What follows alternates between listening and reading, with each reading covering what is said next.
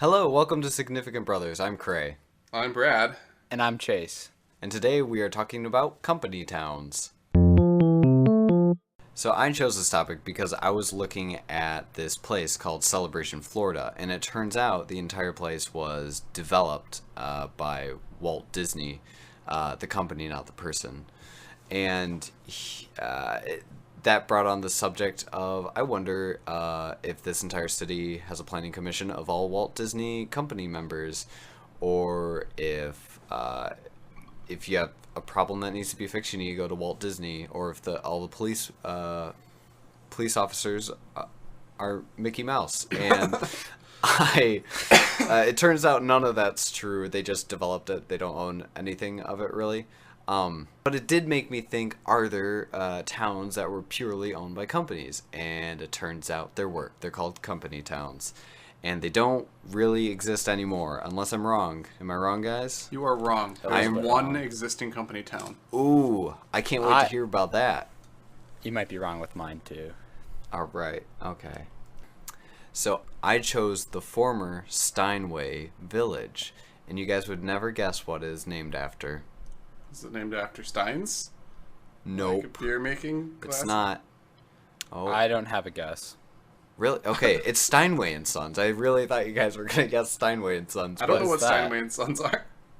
Are you kidding me? I have no idea what that No. is. It's a piano brand. It's one of the highest, like a yeah. Steinway.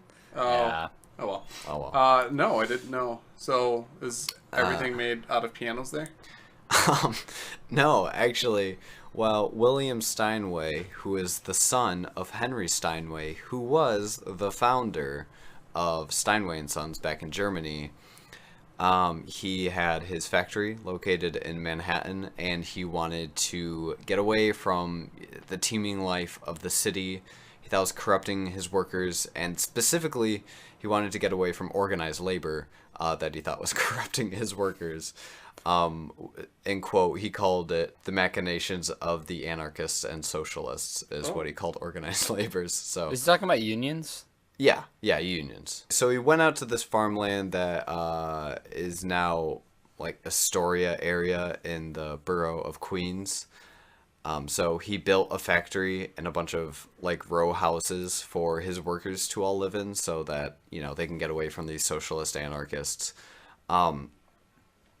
And he even donated some land to build a public school and a firehouse and a post office and the Steinway Reformed Church. So they built one of the first free kindergartens in the U.S., which is probably because they're German. Oh wow. Yeah. Oh, hey, look at that. Huh. But I mean, that's probably, I don't know. It's Wait, did probably you just not- make that assumption yourself? Yeah, that was kind of a joke, but I'm glad you guys went along with it. No, I think I'd believe it. Makes a I lot say of you sense. keep telling that to people. In fact, we should put this on our podcast that we have. Okay. And they, William Steinway even went as far as to go to build an amusement park in his village of Steinway. Although he didn't have roller coasters, because I don't think roller coasters were really a thing back then. He had a swimming and boating area and restaurants and picnic grounds. So it was basically a place of recreation for all the families who are in Sounds that nice. area. Yeah. When can I move in? It's really expensive apparently now to live there. So, Well- New York. And the park expanded to have carousels and Ferris wheels and even a small zoo. And since they wanted to boost worker morale, they would have a picnic every year, like a company picnic, like today, where you would play softball with all your workmates. You do that, right, Chase? Yeah, my basketball league's going pretty well right now, actually. So what William would do is he'd take all of his workers, who are all men, and he would gather them in a formation in Steinway Village, and then they would have this big parade of marching towards the beach, and that's how they'd kick off their picnics. But all the women and children were put into cars or something like that because, they can't march. Was it like a parade? Yeah, it was kind of like a parade of all these factory workers marching towards the beach. So, Oh, that's kind of nice, actually. People taking pride in their work. yeah, but I don't think they do that anymore. But they're still factoring, they're still churning out them pianos. So, It's still in Queens. yeah, yeah, they still I think they have their museum there too, or something like that.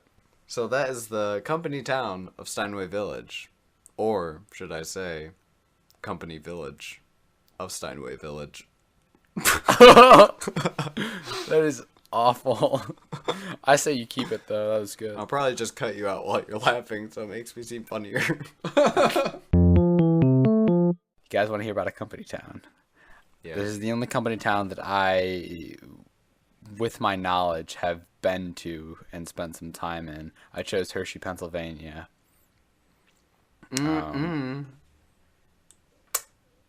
Oh, Give you a you said, kiss. I thought you were saying like no, and I'm like, Oh, no, but it's I like- did choose it, Cray.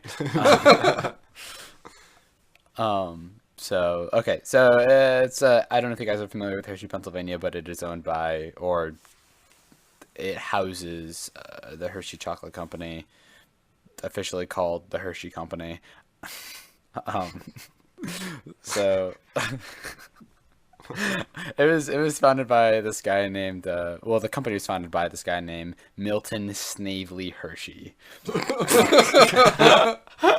So anyway, Hershey was a business guy, a businessman, who had made caramel for a number of years and then went to this thing in Chicago that was like the big Columbian Expo that was introducing the world to this great thing called cacao. And chocolate was really taking its own form. It was mostly dominated by the Swiss at this time, yada yada. So he got into it, did really well after sinking two prior companies, and was like, I'm going to do this third one really well. So I'm going to start up this chocolate company. Started it up, and then it got really big, and he was like, oh, hey, I need to move this somewhere because I have so much demand and I can't keep up with it. So I'm going to need to open up a new factory. And so he opened up this factory in Derry Township. One, because there was a lot of space in it, but two, because he also liked puns. So Derry Township it was, but it's spelled Derry Township. Oh, Did he okay. really like puns? No, he didn't, but I'm like, Oh. there's no way. Because if you've been to the middle of Pennsylvania before, you're not hard pressed to find an area with nothing in it. Like, it's pretty much the entire area. So, and so they started deciding to build stuff. So I guess that's the mentality of, if you build it, they will come. But how likely do you think people would be in the early 20th century to work for, well, I mean, like, you have to build you have to build a company town if you're going to build a factory in the middle of nowhere, right? Because people aren't going to drive from Harrisburg, Pennsylvania to there because it's the early 20th century. They can't afford cars.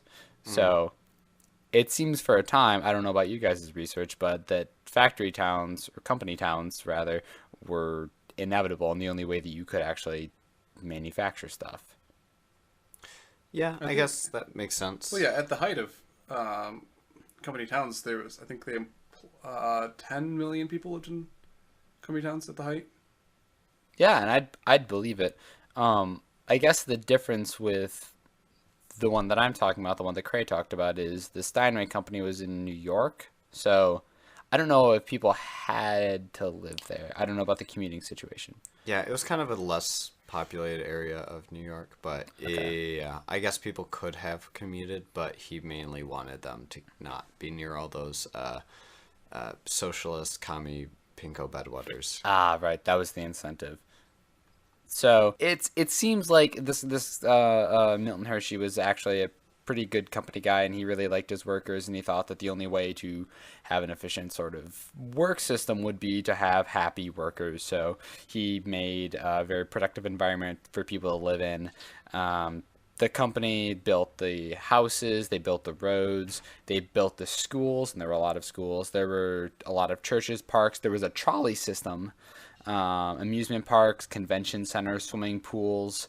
It was amazing, actually. People loved it. They loved living there, and they loved Milton Hershey because he was actually very involved in his own town.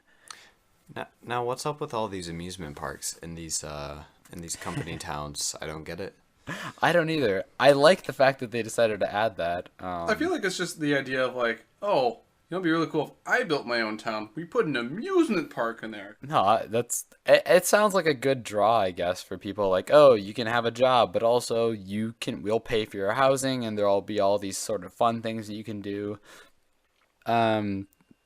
Before he died, one of the things that he also decided to do, he was big on education because he didn't have one. So he was just like, every kid better learn something while they live in Hershey, Pennsylvania. So he decided to make the Hershey Industrial School, which now to this day is a private school called the Milton Hershey School. And so he donated a majority of his income to the Hershey Trust that did help create the school. So he was big on having like an enriching life for the people there. And so that was like a little bit before his death, but up until the very end, he wanted a way to be able to pass down his factory. So he put golden tickets inside these chocolate bars. Gosh. So, but if you want to talk about the factory housed a number of Oompa Loompas in there, but it's inscribed like on a stonemason put it on Hershey's grave, like what happens to a man who got everything he ever wanted. He lived happily ever after. All of this is true, guys. It's everything I've told you so far is true about Hershey. Yeah. So it was taken after he died. It was taken over by Slugworth.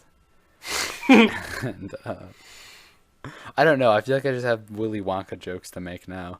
But that's Hershey, Pennsylvania, the very active community in the middle of Pennsylvania that celebrates the life and welfare of Milton Hershey, one bite at a time. All right, Brad, what company town did you research? I picked Scotia, California.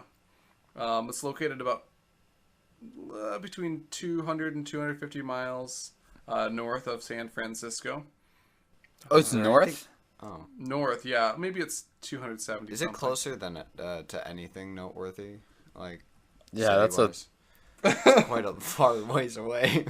So no, it's not close to anything. Okay.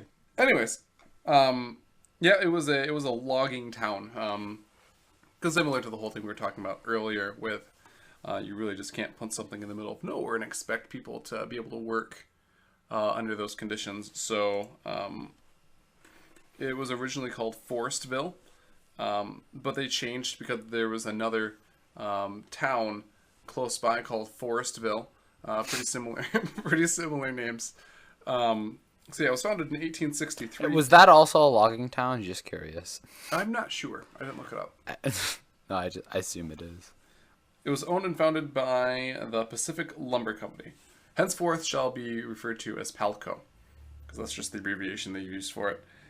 And so they decided to found this town in this location after there was a flood, which I feel like is a really dumb idea. It's like, oh, this place just flooded. We should build a town here, because it's not like that's never going to happen again. But it didn't happen until like the 50s. The town got flooded again, so I guess When was it founded? 1863, so almost 100 years later. So It must be the 100-year flood. yeah. That's an actual term, I'll have you know. Is it? Yeah, it's, you can have a 100-year flood. You can have more than one 100-year flood in every 100 years, but it's like basically the chance of you having that per year, so it's like a 1 in 100 chance per that year.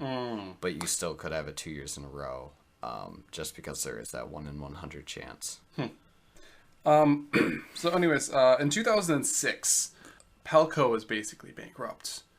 They're saying, hey, we should kind of sell your guys' homes. I know you live here, but we should sell them. And people weren't very happy. And then the next year they filed for bankruptcy, Chapter 11. So they're really screwed. And then They were given to a company called Marathon LLC. Not like the Marathon gas station, but another property management group. Marathon still owns and operates this town of Today, of Scotia, California. So they are the only remaining company town in existence in the United States of America. Sounds like a mighty big declaration. I know. Yeah. They have a whole whopping population of 850 people, and that's only because the population has been declining for a very long time. They all work for Marathon LLC? They don't. But Marathon owns the town. Oh. Like, they don't have a mayor. It's like, What it's do you kind of mean they interesting. Own the town. Some people, like some people who work for the city of, because it's Scotia LLC is what it is. It's Okay. The name technically of the still a town. is Scotia What? LLC. Yeah. It's kind of Okay. interesting. Like, not everyone that lives there works for the city or the village. It's basically a village. I don't know. It's really interesting. They have a museum, a hotel, but you have to let yourself into the hotel if you get there after 6 o'clock because that's when all the workers go home. Oh. Yeah, it's really weird. Bad hotel. Yeah, they have a brewery called the Eel River Brewery. That's the river it's on. And they have a Okay. school that goes up to grade 8. Okay, so from what I gather, all of these things, like the brewery is owned by the company Marathon. Mm-hmm. And so, Or if it's not, it's they lease the property from Marathon. But if So you want to, but no one owns any homes there. You all rent homes from Marathon.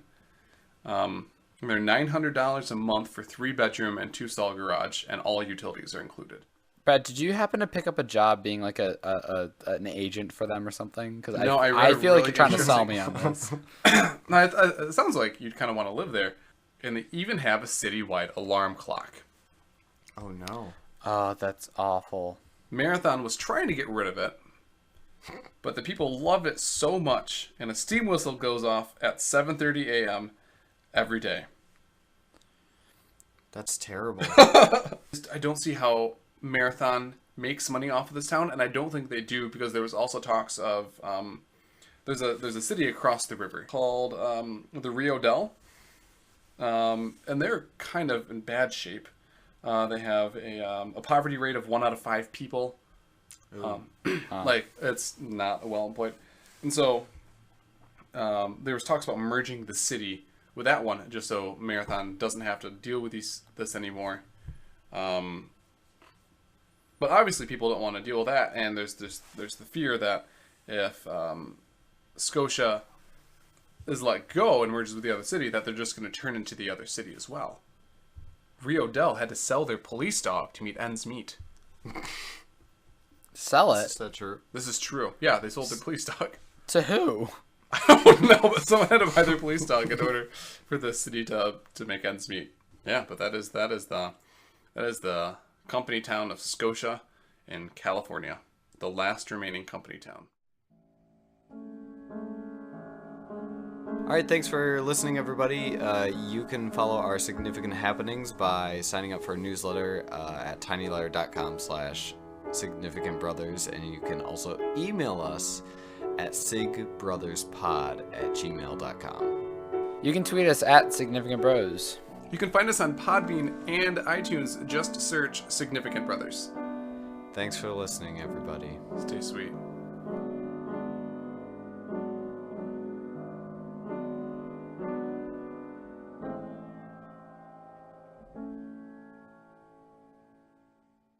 Wow. Well, Craig, did Brad tell you he found out what my username is on Reddit?